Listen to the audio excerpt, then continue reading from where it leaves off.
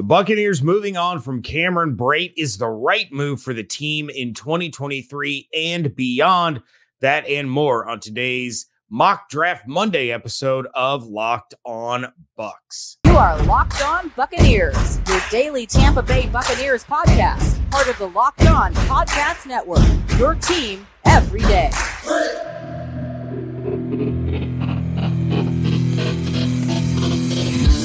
What's up, and welcome to the Locked On Bucs podcast, part of the Locked On Podcast Network, your team every day. We are your daily podcast covering the Tampa Bay Buccaneers, free and available on all platforms, including YouTube and the 10 Tampa Bay Plus app that you can find on Roku and Amazon Fire Sticks.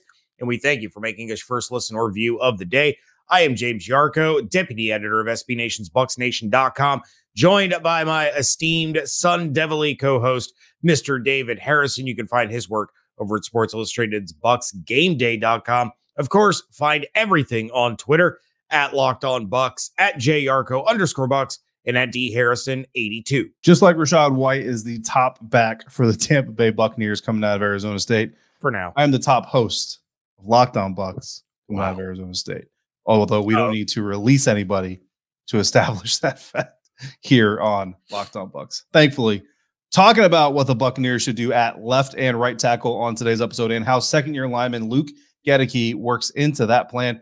And we've got a fan-submitted mock draft for Mock Draft Monday. But first, James, while we were covering or trying to cover at least the NFL Scouting Combine, Tom Pelissero of NFL.com decided to drop a bombshell that the Tampa Bay Buccaneers are expected to release tight end Cameron Brate. Now, this follows the news that the Buccaneers are releasing running back Leonard Fournette. That a little bit more of an expected move because, James, not a lot of people expected Cameron Brate to get released, but I know somebody who did, and that would be you. So even though you're the second best host on this show, take your victory lap. No, you just said you were the best host from Arizona State. Oh, that's true. And then I said on lock. You know what? You're coming up roses here, buddy. You're coming up roses. So take your victory lap here. No, it was a move that always made sense to me. That you have Cameron Brate, who Buccaneers fans love. I love him. You love him. He's a fun dude. The most important catch he ever made in his life was catching the Lombardi Trophy thrown by a avocado tequila drunk Tom Brady in front of his daughter screaming, "Daddy, no." But he's really all he could do was catch the ball. He was a liability in pass blocking. He was going to cost $5 million. They just drafted two tight ends last year in Cade Otton and O'Keefe. And again, even though we saw some growing pains and some struggles out of Cade Otton, he kind of established that he was the tight end one. So at that point, when you have a tight end that costs as little as Cade Otton does and as little as O'Keefe does, you no longer need to pay Cameron Brate that kind of money. The Bucs need to free up as much as they can. So Cameron Brate, to me, was always an obvious choice to be on the chopping block. It just so happens that the first three reported signings or releases or expected releases were the three guys that I named. I still think that probably two out of the next three are going to be the ones that you named. So I think as a show, we pretty much got this on lock.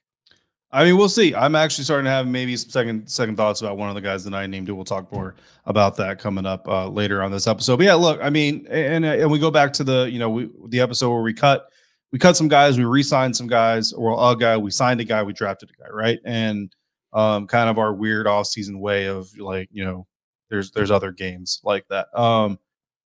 I didn't have Cam Brate on my list. I didn't want Cam Brate to be on that list. You know what I mean? And that's, that's the sentimental thing. But look, I think a lot of Buccaneers fans, you look at social media and it's okay for a player to be more beloved than be more, football important. And I think that's kind of where Cam Brate falls into now, and when you look at, a team like the Tampa Bay Buccaneers, this isn't the Dallas Cowboys who lead the country in ratings, even when they haven't really done anything postseason wise since Troy Aikman was still throwing a football, on an NFL field.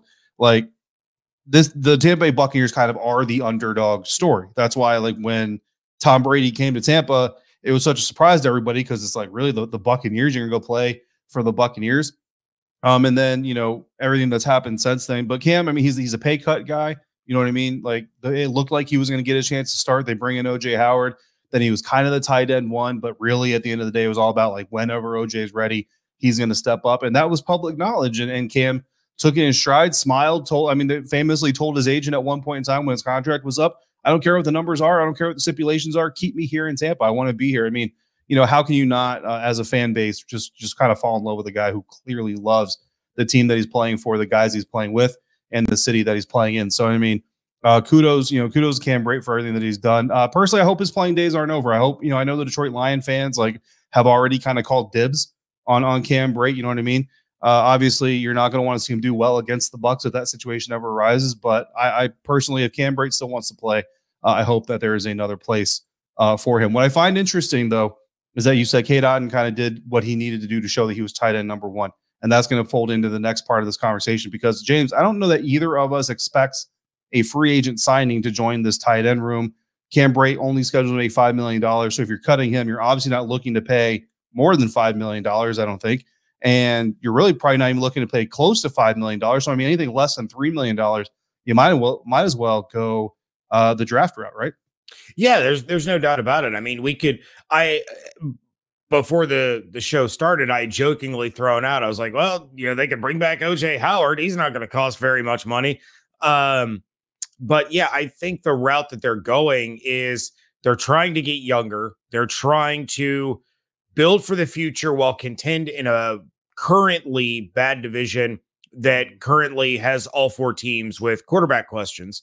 So if you're going to go that route and you brought in Cade Otton, who had a good year, not a great year, could have been a great year outside of a bad stretch, you have started to bring along O'Keefe, who's kind of he's your blocking tight end. He mixes it up a little bit, comes back in the backfield to play kind of that fullback role. He's caught a couple of passes, but you still need that other guy that can come in and be that well-rounded, blocker, pass catcher, kind of weapon, somebody that Kyle Trask or whoever the quarterback is can rely on, especially on third downs to move the chains.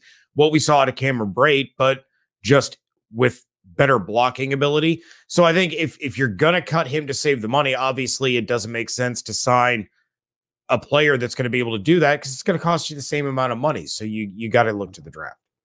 Absolutely. Yeah, no, I think I totally agree. So bottom line is Cade Otton. We love Cade Otton. O'Keefe, I think he took a lot of people by surprise. I remember being in training camp and seeing this dude run a route and snag a pass. Mm-hmm. And I remember looking at my guy Caleb Skinner from BucsGameDay.com. I was like, hold up, this dude.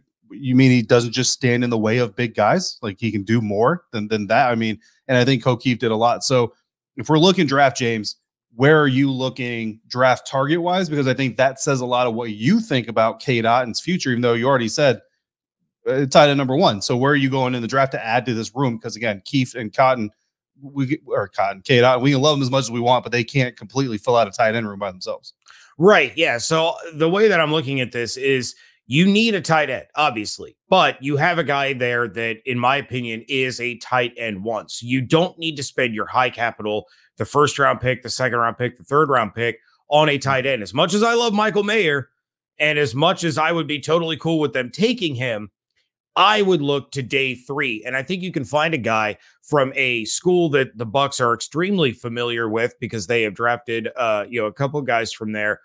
And I'm looking at Brenton Strange, the tight end out of Penn State. He's 6'4", 250. He can block. He can pass catch. And he's likely a guy that the Bucs can let fall to them. They may have to make a move to move up and get into the earlier part of day 3. But you're not talking about massive draft capital at that point. As a senior last year, he played in 12 games. He had 32 receptions with 5 touchdowns, averaged over 11 yards a catch, and a quarterback rating when targeted was 135. So he is incredibly reliable, which is going to be very handy if Kyle Trask is the quarterback. It's a guy that he knows he can trust. And in pass protection, 0 pressures, 0 sacks. If Strange falls to day 3, he is the complete package that the Buccaneers can bring in, complement Cade Otton, help out O'Keefe, and round out that tight end room. I like him a lot. Yeah, no, I mean, it certainly sounds good, and that's certainly an option. Look, for me personally, I'm not sold to Cade Otton is tight end number one. Could he be tight end number one? Absolutely, but I don't think he's earned that title yet. I don't think he's earned that right. And for me, if I've got a position group that doesn't have a clear-cut number one guy like Mike Evans, Chris Godwin, they're your dudes. You know what I mean? You don't even need to see it. They're dude. You've seen it. You've seen enough. Those are your guys. At tight end, I don't believe we have that guy yet. So for me, if that's the case, then every round is on the table. First round, second round, third round, seventh round, they're all on the table. But I'm not going first round at tight end if I'm the Buccaneers. I'm going second round. And this guy may not even make it there, especially after the combine he's had, James. But I'm looking at Darnell Washington out of Georgia. This dude is a monster on the offensive line. He's an inline tight end. So you pair him with a guy like Cade Otton, who's not quite as much of a monster, right? But maybe a better pass route runner at this point in time, better pass catcher for the NFL at this point in time. But you pair him with Darnell Washington. You mentioned Kyle Trask. If you got the two of them on the field in 12 personnel, you now have a tight end that you know has really solid blocking foundations and can contribute there to keep Kyle Trask healthy. But at the same time, if he leaks out and he needs to make a play through the air, he can do that too while you work on him. And look, chances are either Darnell Washington or Cade Otton, you've probably got a tight end number one in that duo, and then you still got Keith to play fullback for you and do some other things there. So that's kind of the ceiling. Like the highest guy for me, and really for most people, Darnell Washington is tight end number 4 behind Mayer, behind Dalton Kincaid, and behind Musgrave out of Oregon State. So for me, you're looking at like tight end number 4, especially if only one goes in the first round. Darnell Washington might be there end of second round. You trade up a little bit into the second round and you get a second round pick with your organic pick, and you trade up maybe and get another one, get Darnell Washington, add him as your third pick overall, but still on day 2. When you put Darnell Washington in, and I was like, you need to calm down. I don't think Darnell Washington gets out of the first. I really don't. We'll see. He had a monster combine, and people are going to go back to the tape. Yeah, he absolutely did. He's incredibly impressive. I think he ends up a day 1 pick, but we'll see. I would love it if the Bucs got him on day 2. Don't get me wrong, but absolutely. Yeah, it's certainly a new position we're going to be talking plenty about moving on in Mock Draft Mondays. The tight end position certainly just gained a whole lot of steam as far as need and importance in the Tampa Bay Buccaneers draft plans. But you know what? Free agency is right around the corner and can change all of that as well. We're going to look at another mock draft from a fan-submitted mock draft here on Mock Draft Monday.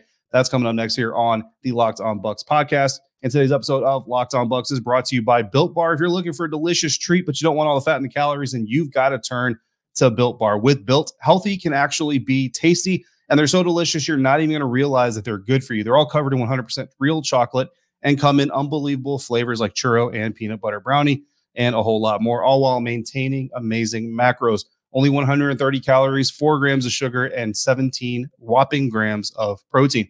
For years now, we've been telling you to go get your Built Bars at Built.com, but now you can get them at your local Walmart or Sam's Club. Head to your nearest Walmart today, walk to the pharmacy section, and grab yourself a 4-bar box of cookies and cream, double chocolate, or coconut puffs.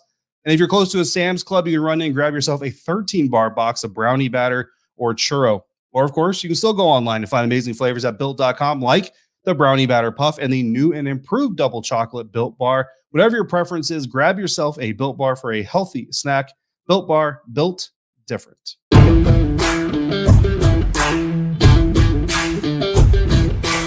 Thanks for making Locked On Bucs podcast first view of the day. Diving. I was going to say turning. I was going to say diving. I couldn't figure out which one I was going to say before I got to the word. Diving into a fan-submitted mock draft here on Mock Draft Monday, James. This one's coming from Reese via lockedonbuckspodcast@gmail.com. He sent that in via email, screenshotted that PFF mock draft that he did, sent it to us. Reese, stationed at MacDill Air Force Base. We appreciate you there from Colorado Springs, so I appreciate you even more because that's where my father retired out of the Army, was Fort Carson, so in Colorado Springs. A lot of fond memories there. Anyway, appreciate you, Reese. So, James, let's dive in to this bad boy here. No crazy trades, no insanity to start off here. Pick number 19, nice and clean and direct. Myles Murphy, defensive end, edge rusher, whatever you want to call him, out of Clemson. What do you think? You can never have too many pass rushers, right? And Joe Tryon-Shoyinka is a guy who has to step up in a big way this season. We talked about it a week or so ago that he's a guy that he can't close. So unless he is able to step up and be a true complement to Shaq Barrett, the Bucs are going to need to look to move on. You could bring in Myles Murphy now, bring him along, put him in the rotation, get him some experience. It makes a lot of sense. My only thing is I'm curious how the board fell, because I don't know if I'm in love with the idea of drafting an edge rusher at 19. I would rather go defensive back or linebacker or defensive line as far as a target at 19. But I totally get it. If it's a guy that can come in and make an impact, do it. Yeah, look, that's the trick with these mock drafts, right? Is kind of knowing the context behind the pick. But Myles Murphy, as a guy, you know what I mean? I think when you look at what the Buccaneers need, and I go back to the last scouting combine, we've talked about that a lot over the last year, where Jason Light, basically came out. I mean, Bruce Arians at the time was the head coach, kind of echoed the same sentiments that they wanted to get a much better pass rush effort from their down linemen, and they did not get that this last season. Again, Vita Vea leading your team in sacks as a defensive tackle, not just a defensive tackle, but his style of defensive tackle, much more of a block eater than anything else. That's not a good thing, and that's not something that the Buccaneers can continue with. So bringing in a guy like Myles Murphy, get him into the mix, get him in there, let him look. Logan Hall, like, you're either going to fight for a starting job, you're going to fight to stay on the field. William Golson's a veteran. It's going to be hard to get him off the field. Shaq Barrett coming back.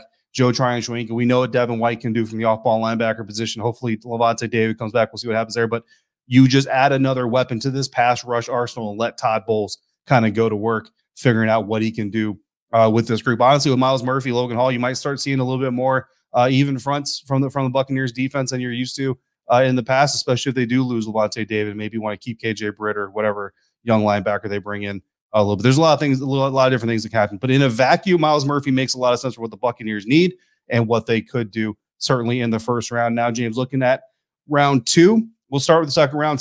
Not safety, Syracuse. The S threw me there. Cornerback Garrett Williams out of Syracuse, and quarterback Hendon Hooker out of Tennessee. I don't know if you've heard of him.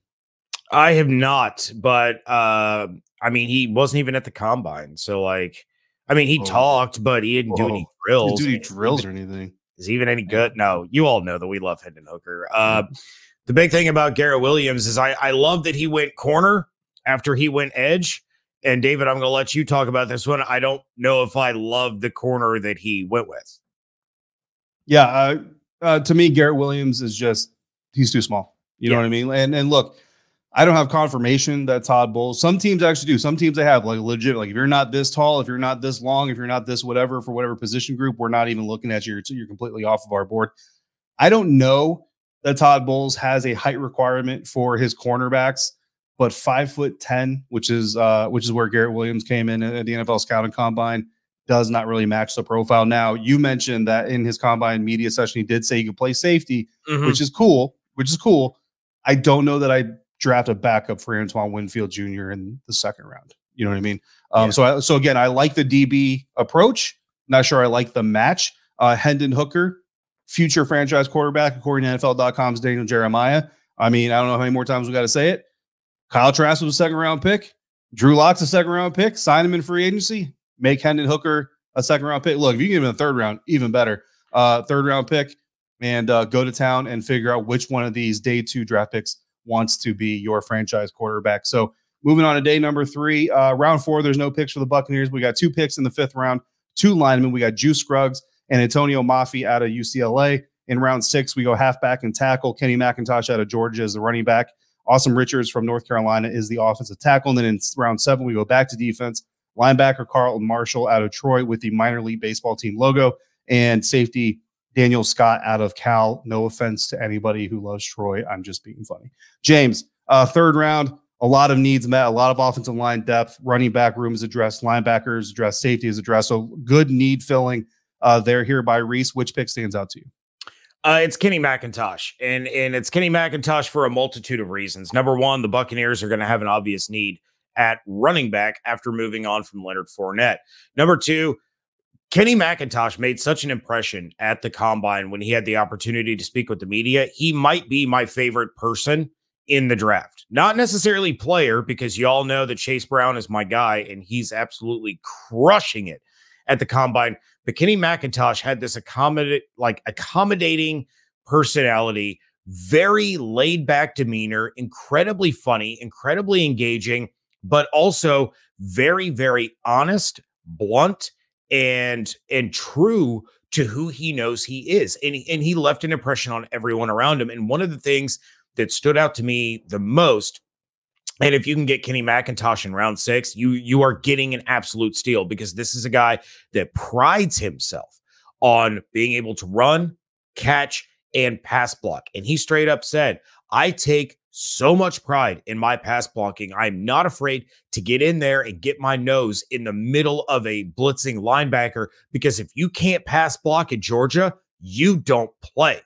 And this is a guy that sat for numerous years when the transfer portal was an option and he could have left and he could have had opportunities elsewhere. Instead, he said, I will be a better player by sitting and grinding and earning my way than transferring and just getting it handed to me. So his mentality is fantastic. His athletic ability is fantastic. I love that kid. Great pick.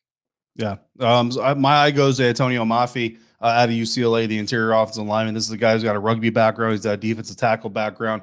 And honestly, he's a guy who's kind of already proven that he can fall off, but then fight back. He's a guy that in 2021 didn't really get a lot of burn in UCLA because he lost a lot of that discipline, came back to camp for the 2021 college football season, out of shape, soft, just disappointing all across. And then basically had to work his way up, go on a diet, go on a workout regimen, showed up early to practice, stayed after practice, did extra workouts just to prove to his team and his coaching staff that he could be the guy that they wanted him to be. Considered a combine snub, was not in Indianapolis this year.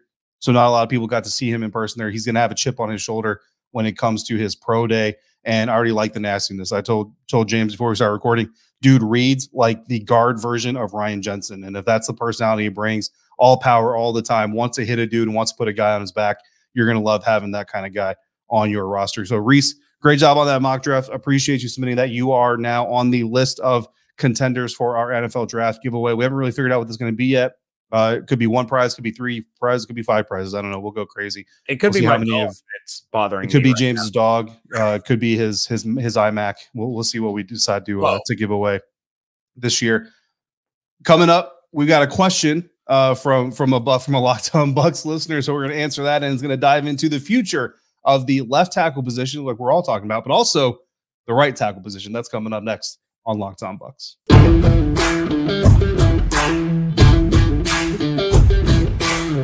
Wrapping things up here on a Mock Draft Monday edition of the Locked On Bucs podcast. And we do have a DM. It's going to play into the mock draft realm because Kendall from Twitter at jet_setterlife DM'd us over at Locked On Bucs. Please send your DMs over to at Locked On Bucs. And he says, how much faith do you guys have in Goedeke being a million times better at right tackle? What would you do at left tackle or right tackle if you were Jason Licht? So, David, I'm going to kick it over to you first. Do you have faith that Goedeke can be a better offensive lineman if he moves over to right tackle? So here's what I'm going to say about Goedeke first and foremost. Could he be a million times better at right tackle than he was at interior offensive lineman? Absolutely. I mean, right tackle is what he played at Central Michigan. It's kind of his natural position. His build is kind of set for that anyway. And let's be honest, he got mauled there on the inside. Now, Jason Licht defended him, which, as he should at the NFL scouting combine. Guys said, look, this is a rookie who's kind of playing not out of position, but in a new position. And he's faced, I think, what did Jason say, like 3 of the top 5 interior, like 3 techs in the National Football League. So, of course, he got mauled. But it's like, okay, but at the same time, bro, you drafted him. That was your plan for him, so take some responsibility and just kind of admit that the plan didn't work. Well, if the plan didn't work and the plan's not going to work, then move him back to his original position, move him to right tackle, start training him up there. And is he going to be a million times better? I don't know what numeral I could put on it, but you would assume that at least being back in his natural position would make him better. Plus, he probably comes in as a backup because, James, if you're asking me what to do with left and right tackle, I get the desire to move Tristan Wirfs to the left and maybe draft in a new right tackle and get rid of Donovan Smith. I'll be honest with you. There's not 32 starting caliber left tackles in the National Football League. I've been looking at this left tackle free agent tracker, and the right tackle free agent tracker isn't much better. You're not paying for Orlando Brown. You're not going to pay for Taylor Lewan. And everybody, Eric Fisher, Kelvin Beach, and Jason Peters, Dakota Dozier, they're not upgrades. So if you move Tristan Wirfs to the left side, you're just creating a hole on the right side. You already have the right side locked down by an all-pro. keep the right side locked down. At left tackle, look, nobody wants to hear this. You might have to stick with Donovan Smith because just like we talked about when he got re-signed, there may not be a better option, but you still address it in the draft. Maybe you do move Goedeke out and see what he can develop into in year 2. Yeah, that's the kind of the risk reward, right? Like if Tristan Wirfs moves over to the left side, you are removing an all-pro player out of his position. The same time, if he's 85% as good on the left side as he is on the right side, he's still probably in the top half of tackles in the NFL. So, it's a risky move.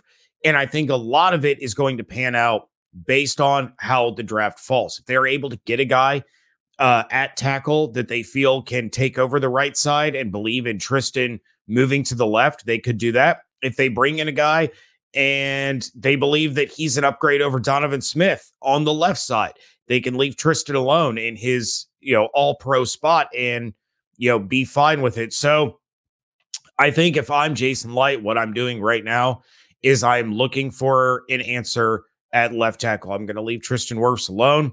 And it may be a 1-year experiment where you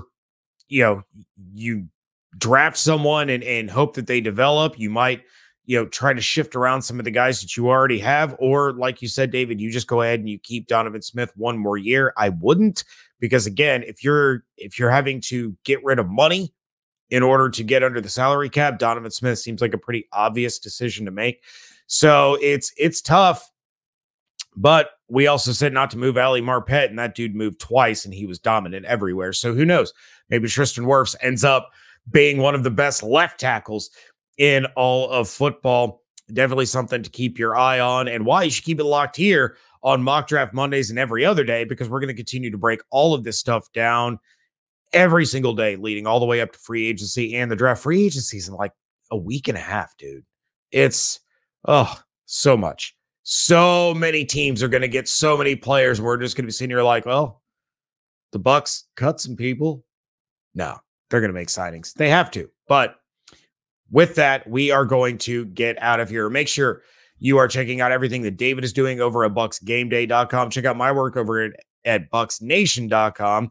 Make sure you are subscribed to the YouTube channel. We really appreciate it. And of course, when we do our live shows, and you subscribe, you can join us in the live chat. Those are fun. You want to do that. Thank you for making us your first listen or view of the day. Send in your mock drafts and your questions to LockedOnBucsPodcast@gmail.com or send them to the DMs on Twitter at LockedOnBucs. You can follow David at DHarrison82. You can follow me at JYarko_Bucs.